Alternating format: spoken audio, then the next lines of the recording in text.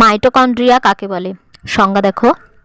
কোষের সাইটোপ্লাজমে বিক্ষিপ্তভাবে ছড়িয়ে থাকা দ্বি একক পর্দাবেষ্টিত গোলাকার, ডিম্বাকার বা সূত্রাকার যে সমস্ত অঙ্গাণুতে কোষের জৈবনিক কাজের জন্য প্রয়োজনীয় শক্তি উৎপন্ন হয় তাদেরকে মাইটোকন্ড্রিয়া বলা হয়। দ্বি একক পর্দাবেষ্টিত যে সকল কোষ অঙ্গাণুর মধ্যে সবাত শোষণের কৃষক চক্র সম্পন্ন হয় তাকে মাইটোকন্ড্রিয়া বলা হয়। মাইটোকন্ড্রিয়া হচ্ছে কোষের শক্তিঘর। মাইটোকন্ড্রিয়ার উৎপত্তি। মাইটোকন্ড্রিয়া প্রধানত কোষ পর্দা এবং নিউক্লিয় পর্দা থেকে উৎপন্ন হয়। মাইটোকন্ড্রিয়া থেকে মাইটোকন্ড্রিয়াও সৃষ্টি হতে পারে। মাইটোকন্ড্রিয়ার অবস্থান।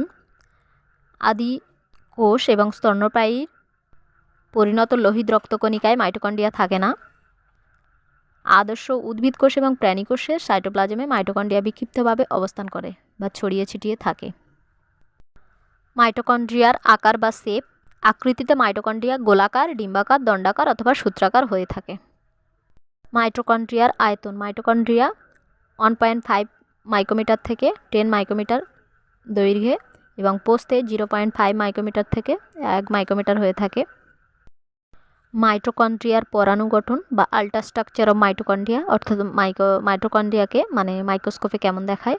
তো দেখো, একটি আদর্শ মাইটোকন্ড্রিয়া দুটি পর্দা অর্থাৎ বহির্পর্দা এবং অন্তঃপর্দা এবং দুইটি প্রকোষ্ঠ বহির্প্রকোষ্ঠ এবং অন্তঃপ্রকোষ্ঠ নিয়ে গঠিত হয় এবং দুইটি প্রকোষ্ঠের প্রত্যেকটি 60 থেকে 75 অ্যাংস্ট্রম পুরু হয়ে থাকে এবং এদেরকে মাইটোকন্ড্রিয়ার আবরণ বলা হয় বা এনভালভ বলা হয়ে থাকে।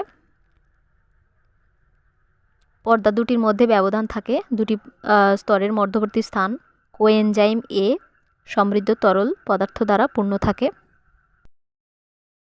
মাইটোকন্ড্রিয়ার মধ্যে কোষের শক্তি উৎপন্ন হয়, এই কারণে মাইটোকন্ড্রিয়াকে কোষের শক্তিঘর বা পাওয়ার হাউস অফ সেল বলা হয়।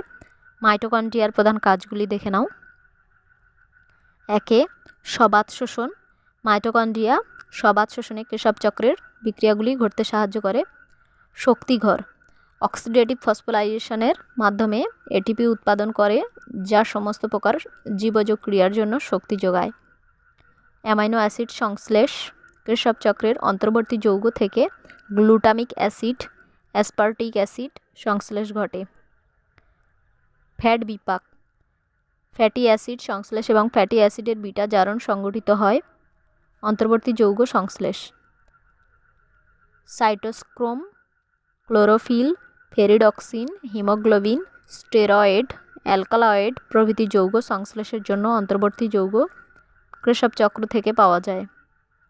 শীতঘ্রুম প্রাণীদের ক্ষেত্রে অতিরিক্ত তাপ উৎপাদনে মাইটোকন্ড্রিয়া খুব সাহায্য করে থাকে। মাইটোকন্ড্রিয়াকে অর্ধ স্বনির্ভর অঙ্গাণু বা সেমি অটোনোমাস অর্গানেলস বলা হয় কেন? মাইটোকন্ড্রিয়াকে অর্ধ স্বনির্ভর অঙ্গাণু বলা হয় কারণ নাম্বার 1, নিজস্ব গোলাকার পেঁচানো দ্বিতন্ত্রী ডিএনএ বা এমটি ডিএনএ বর্তমান। সাধারণত এই এমটি ডিএনএ মা থেকে পরবর্তী প্রজন্মে আসে। নাম্বার 2, সমস্ত প্রকার আরএনএ যেমন এমআরএনএ, টিআরএনএ এবং আরআরএনএ বর্তমান। এবং নাম্বার 3, অসংখ্য রাইবোজোম বর্তমান যাদের মাইটোরাইবোজোম বলা হয়। নাম্বার 4, প্রোটিন সংশ্লেষে সক্ষম হয়ে থাকে মাইটোকন্ড্রিয়া, কিন্তু উৎসেচকের উপাদান সংশ্লেষ করেন কিছু উৎসেচকের উপাদান সংশ্লেষ করে, যেমন মাইটোকন্ড্রিয়া সব ধরনের প্রোটিন নিজ দেহে সংশ্লেষ। নাম্বার 4, প্রোটিন সংশ্লেষে সক্ষম কিছু উৎসেচকের উপাদানও সংশ্লেষ করে থাকে এবং মাইটোকন্ড্রিয়া সব ধরনের প্রোটিন নিজ দেহে উৎপন্ন করতে পারে না বলে একে অর্ধ স্বনির্ভর অঙ্গাণু বলা হয়। এবং নাম্বার 5 হচ্ছে স্বপ্রজননশীল।